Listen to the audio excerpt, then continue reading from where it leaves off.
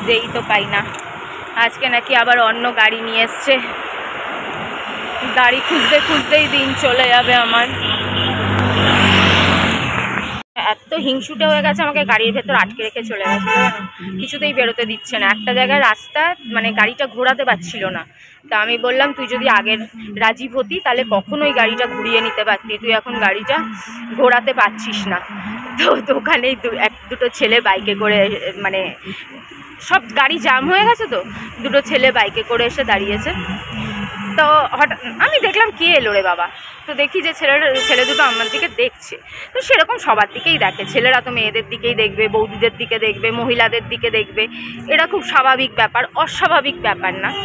মহিলারাও দেখে পুরুষদের দিকে, এটা কোনো অস্বাভাবিক ব্যাপার না। তো দেখছিলাম, যেই ও দেখলো যে আমি দুটো ছেলে আমাকে দেখছে, তখনই গাড়িটা ঘুরিয়ে নিল। এতক্ষণ গাড়িটা ঘুরাতে পারছিল না। কি বলবে বলো এই কাণ্ডগুলো। এত পার্কিং, চারিদিকে এত গাড়ি জমা হয়েছে, আজকে এত গাড়ি জমা হয়েছে। তারপরে मैं अपना ही वीडियो बना रही हूँ, अब मैं तो नहीं आ सकती।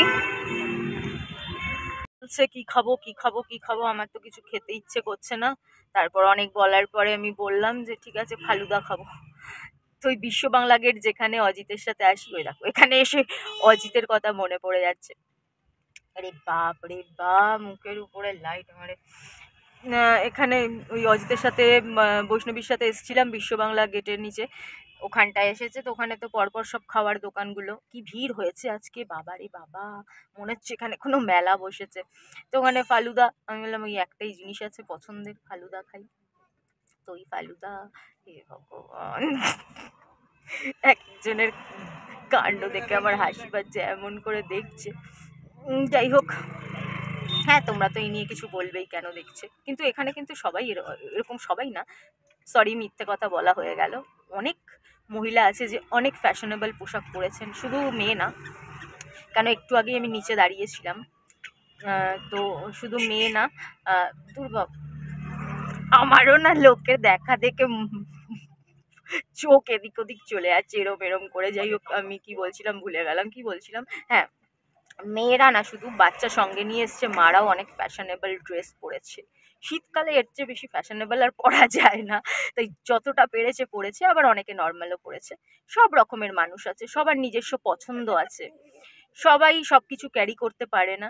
আবার অনেকে পারমিশন পায় না, মনের কোনো ইচ্ছা থাকে, কিন্তু পারমিশন পায় না। নানান রকম ব্যাপার আছে, আমি সব কিছুকেই সম্মান করি। যার যেটা ইচ্ছে, যার যেটা পছন্দ সে সেটা পরবে, কিন্তু তাই বলে বিকিনি পরে মেট্রোতে ঘুরে বেড়ায়, ওটা ঠিক নয়, ওটা একদমই করা উচিত নয়। একটা লিমিট অবধি ড্রেস, বিকিনিটা ড্রেস না, ওটা একটা সুইম স্যুট, তো ওই ধরনের নয়, মানে যতটা আর কি। তো যাই হোক, তো যাক ফালুদা আনুক। রে আমার এই ঠান্ডাতে কিরকম একটা নিডেড টয়লেট মনে হচ্ছে, কিন্তু কোথায় আছে কে জানে, ভুলেও গেছি, এক্সেস মলে আছে, কে যাবে।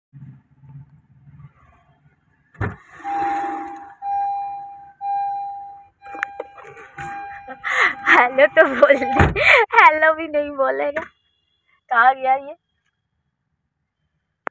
দেখেছো কি গাড়ি এটা, আমার পছন্দের গাড়ি ছিল একটা টাইমে, হন্ডা সিটি, তার জন্য আমায় চড়াতে নিয়ে এসছে। গাড়িতে গানও চলে না, কি বিচ্ছিরি দেখতে। আর ওই গাড়িটা কত সুন্দর, এখানে টাইম দেখায়, টাইমও দেখা যাচ্ছে না, কিচ্ছু দেখা যাচ্ছে না। তারপরে ব্লুটুথ কিছুতেই চালু হচ্ছে না, তারপরে কি সব হচ্ছে ভগবান জানে, গোজাগুজি জানি না।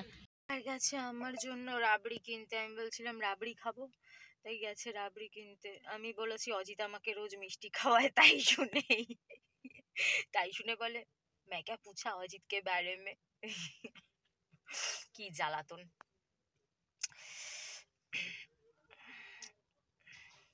আমার মনে হয় আমি আমার আমার নিজের লোকেদের কথা বলি, তাতে কি প্রবলেম আছে। আমার মনে হচ্ছে আমি বলেছি, কি জ্বালাতন, আজব সিচুয়েশন।